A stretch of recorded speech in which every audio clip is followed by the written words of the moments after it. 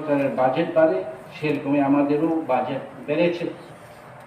১৪৫৪ কোটি ২৬ লক্ষ টাকার যে বাজেট, আমি সম্পূর্ণ সমর্থন করি।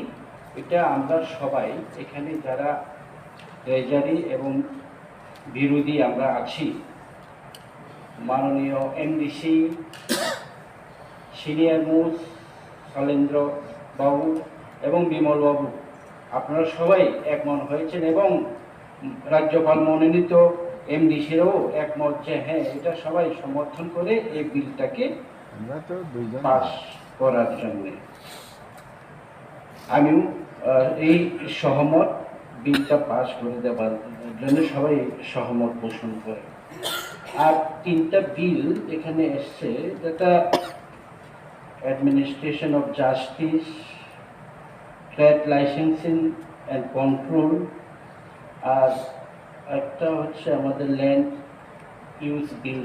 যেটা দুটা তো যাবে সিলেক্ট কমিটিতে, যার একটা আমার ডিপার্টমেন্টে অ্যাডমিনিস্ট্রেশন অফ জাস্টিস, যেটা একটা ভালোভাবে বিচার বিশ্লেষণ এবং সমস্ত হদাওকরা এবং আপনাদেরও ডাকা হবে, বিরোধী যারা আছেন আপনাদেরও ডাকা হবে এই বিষয়ে। আমাদের অ্যাডমিনিস্ট্রেশন অফ জাস্টিস এই বিষয়গুলো খুবই কিন্তু ইম্পর্টেন্ট এবং গুরুত্বপূর্ণ। আমাদের যে কাস্টমারি ল, আমাদের বিচার ব্যবস্থা, আমাদের কৃষ্টি সংস্কৃতি সঠিকভাবে আমাদের সাহিত্য শাসন এম্পাওয়ারমেন্টের ক্ষেত্রে এটা খুবই প্রয়োজনীয়। আর ট্রেড লাইসেন্সিং, যেটা তো আপনারা তো নিশ্চয়ই আমরা আলোচনাও করেছি আগে, ওইটার সম্বন্ধে আর বেশি আমি সহমত পোষণ করেছি।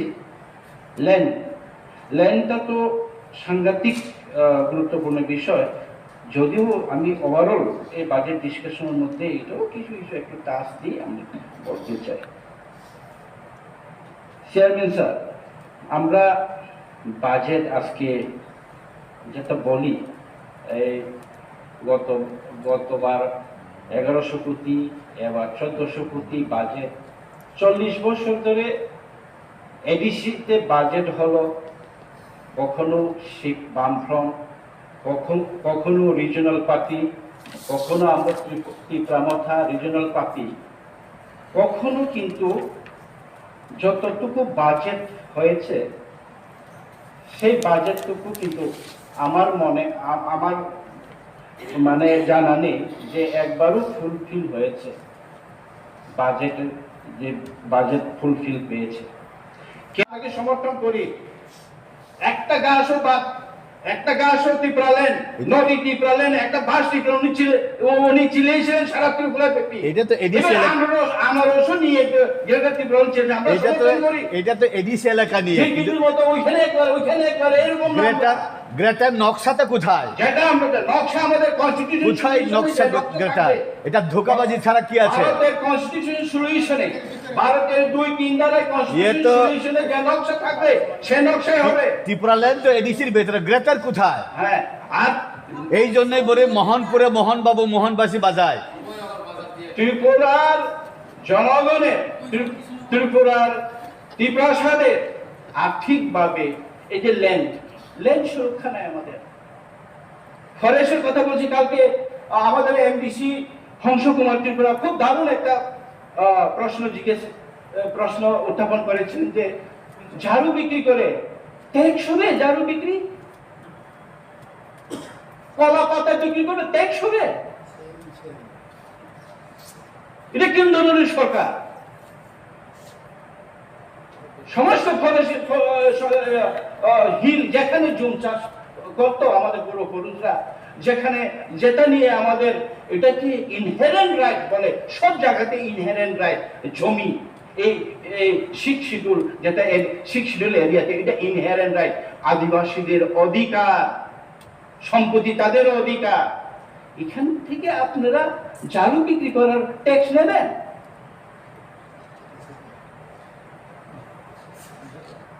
এই যে সিপিএম এর ইয়েতে পাট্টা দেওয়া হলো, পাট্টা কোথায়? এরপরেও এখন কত জায়গাতে পাট্টা ডিমার্কেশন করে দেওয়া হচ্ছে। আপনাদের এই জামানায় কি করেছে, যে এফএমসি ফরেস্ট ডিপার্টমেন্ট গিয়ে বলেছে এই জায়গাতে আমরা যে এফএমসি করব, ভদ্রলোক ওইখানে রাবার প্লান্টেশন করেছে, এডিসির বেনিফিশিয়ারি, রাবার ফুডের বেনিফিশিয়ারি, ওনাকে বলেছে না আপনাদের পাট্টা দেখি, পাট্টার তো ডিমার্কেশন নাই, ওইখানে আমরা যে এফএমসি করব। যে এফএমসি করলে কি হবে, ওইখানে কি লাগাবে, কাঁঠাল গাছ, ওয়াকড়ে গাছ, চালিকা গাছ, এইগুলো লাগাবে। আচ্ছা, রাবার বাগানের ভেতর কি হবে, 3 বছর পর আপনারা কাজ করবেন, আপনারা 3 বছর পর বাগানটা আপনার হয়ে যাবে। যেই চাষ যেই শুরু করলো ফরেস্ট, ওখানে সাইনবোর্ড লাগালো ফরেস্ট, ওইখানে জিওতে কি করে বলে এটা ফরেস্টের জায়গা। 3 বছর পর এখানে যারা জুম চাষ করতো, ঘর ছিল, বাড়ি ছিল, ওরা হচ্ছে আমার জায়গা, আমি ফেরত চাই, বলছে না আর পাওয়া যাবে না, এখন আপনি যদি এখানে করেন আপনার নামে কেস হলো। আমার এলাকায় কেস দিয়েছে ফরেস্ট। তো ল্যান্ড, জমির অধিকার আমরা চাই। জমি, এই জমির অধিকার কিভাবে পাবো? রাজ্য সরকারের কাছে আছে জমির অধিকার। রাজ্য সরকার এডিসির ভিতরে যে খাস আছে, এখন কি করেছে আমাদেরকে, আমাদের যে না জিজ্ঞেস করলো ওরা অ্যালটমেন্ট করে দিচ্ছে। ডিস্ট্রিক্ট এই কি কমিটি বলে, ল্যান্ড অ্যালটমেন্ট কমিটি, এই বাজেটের মধ্যে রেখেছি। কাজেই এই বাজেটগুলো আপনারা ঘরে নিয়ে আরো করুন, সমস্ত বিষয় লিপিবদ্ধ আছে, ওইটা আমাদের পেতে হয়। এখন ব্যাপার হচ্ছে পাবো কিনা, আমরা পাবো কিনা, কেন রাজ্য সরকার দিতে পারছে না, আদৌ দিতে পারবে, এই হলো প্রশ্ন। আজকে আমরা সারাদিন আলোচনা করেছি। এখন এডিসি হওয়ার পর আমরা বাজেট চেয়েছি, এত কোটি টাকা লাগে, এত কোটি টাকা দেওয়া হয় না। আমরা এই অনারেবল এমডিসি, আমি যে রাজ্যপাল কর্তৃক মনোনীত, আমরা বিশ্বাস কাকে করব, কার উপর ভর করে আমরা চলবো? উনি বলেছেন রাজ্যপালকে অসম্মান করেছেন আপনারা, 2 জনকে এমডিসি ডেভেলপমেন্ট ফান্ড না দিয়ে। রাজ্যপালকে আমাদেরকে অসম্মান করেনি। 20 মার্চ 2000 সনে 9টা ডিপার্টমেন্ট অটোনোমাস দিয়ে রাজ্য অ্যাসেম্বলিতে বিল পাস হয়েছে, 9টা ডিপার্টমেন্ট সম্পূর্ণ এডিসি কে দিয়ে দেওয়া হোক। গভর্নর অ্যাসেন করেছে, গেজেট নোটিফিকেশন হয়েছে, কোথায় ইমপ্লিমেন্ট? আপনারা কি জিজ্ঞেস করে দেখেছেন একবারও?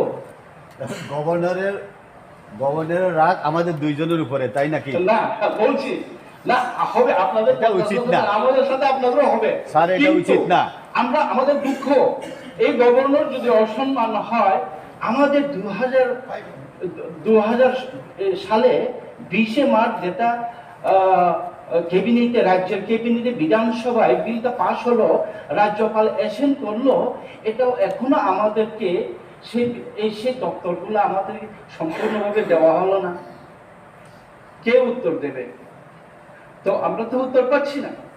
এই ঠিক তো ধরো বাজেট আমরা পেশ করি, যে বাজেট বলছে টাকা আসবে, এডিসিতে টাকা দিলে এডিসি খরচ করে না, কি বলে ওইটাকে আমরা পাঠায় না, ইউসি, হ্যাঁ, ইউটিলাইজেশন সার্টিফিকেট পাঠায় না। আসলে টাকাই, আপনারা ফিগার দেখেছেন, টাকাই আমাদের নেই। যেটা রাজ্য সরকারের টাকা এবং এডিসিতে যে ইমপ্লিমেন্ট হচ্ছে, এই টাকার সঠিকভাবে কার বেশি ইমপ্লিমেন্ট হয়েছে, ওইটা আপনারা কিছু একটু যাচাই করে দেখুন। আমাদের যে কাজটা করার জন্য আসে সেটা আমরা করি, ইমিডিয়েট আমাদের কাছে জানা পড়া হয় যে ইউটিলাইজেশন সার্টিফিকেট পাঠাচ্ছে না এডিসি, এই খবর শুনলে আমরা তাড়াতাড়ি কেন ইমপ্লিমেন্ট হচ্ছে না, কি সমস্যা, টাকার কি সমস্যা বা জায়গার কি সমস্যা, আমরা কিন্তু দেখি দিয়ে আমরা ইমপ্লিমেন্ট করতে চেষ্টা করি। এবং মিউটিলেশন সার্টিফিকেট ডিউ টাইমে আমরা পাঠাচ্ছি, তাতে আমাদের কোনো গাফিলতি নেই। এখন যে কথা বলছি আমি এখানে যেটা বলবো যে এডিসি যখন তৈরি হয়, এডিসির মূল যেটা হচ্ছে ল্যান্ড, ভাষা, সংস্কৃতি, অর্থনৈতিক বিষয়ে পড়া, তাদেরকে রক্ষা করা। বিমলবাবু বলেছেন কালকে জেমস নিকোলাস এর কথা, যখন হয় কনস্টিটিউয়েন্ট অ্যাসেম্বলি হয়, তখন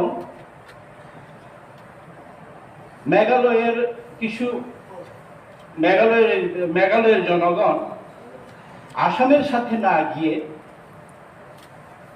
বার্মার সাথে যাওয়ার ইচ্ছা প্রকাশ করেছিল। নিশ্চয়ই জানে, পড়েছেন ব্যাপারগুলো। কিন্তু তখন এই জেমস যিনি জয়মোহন নিকোলাস, উনি এই বিষয়ে কথা বলেছেন। কথা বলার পরে তখন ব্রিটিশ শাসনে যে ধরনের ল্যান্ড, যে ভূমিপুত্ররা ল্যান্ডের অধিকার হতো, সে ভূমিপুত্ররা কি ভারতের সংবিধানের অন্তর্ভুক্ত হওয়ার পর, ভারতের সাথে যাওয়ার পরে আমাদের এই অধিকারগুলো থাকবে কিনা, তখন কিন্তু তাদেরকে এসিউরেন্স দেওয়া হয়েছিল, হ্যাঁ তাদের থাকবে। ফলে আজকে মেঘালয় গুলাতে সরকারি প্রপার্টির থেকে বেশি ফরেস্ট, ব্যক্তিগত প্রপার্টি এবং কমিউনিটি প্রপার্টি বেশি এখন আপনারা দেখবেন আমাদের রাজ্য থেকে। আমরাও যখন ভারতের সাথে অ্যাকসেশন ইনস্ট্রুমেন্টে যখন যাই, সবচেয়ে বেশি আমাদের কে কথা বলেছিল? সর্দার বল্লভভাই প্যাটেল। সর্দার বল্লভভাই প্যাটেল, আমি রেফারেন্স একটু বলছি। সর্দার বল্লভভাই প্যাটেল বলেছেন যে আপনাদের ভূমি সুরক্ষিত থাকবে, অধিকার সুরক্ষিত থাকবে, কৃষ্টি সংস্কৃতি অধিকার সুরক্ষিত থাকবে। কিন্তু এই শিডিউল যখন অ্যাসেম্বলি হওয়ার পর, ডিবেট হওয়ার পর, শিডিউল যখন ইমপ্লিমেন্ট হলো, কেন আজকে এই যে ল্যান্ড ইউজ, ল্যান্ড অ্যাক্ট বিলগুলা এটার উপরে ইম্পোজ হচ্ছে? আমাদের শিডিউলের আইন, কোন আইনে এখন কিন্তু রাজ্য সরকারগুলো মানছে না ত্রিপুরায়।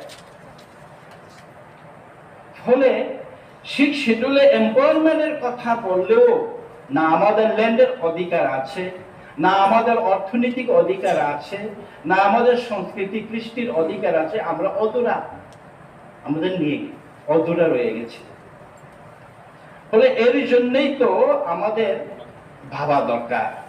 শুধু পলিটিক্যালের জন্য আমরা এই আপনাকে এতে করলাম, আমাকে এতে করলাম, টাকা আসবে টাকা আসলে এ কথা বললে হবে না। টাকা কনস্টিটিউশন সলিউশনের মাধ্যমে টাকা আসতে হবে এডিসিতে। কনস্টিটিউশন সলিউশন কি, ডাইরেকশন কিভাবে আসবে?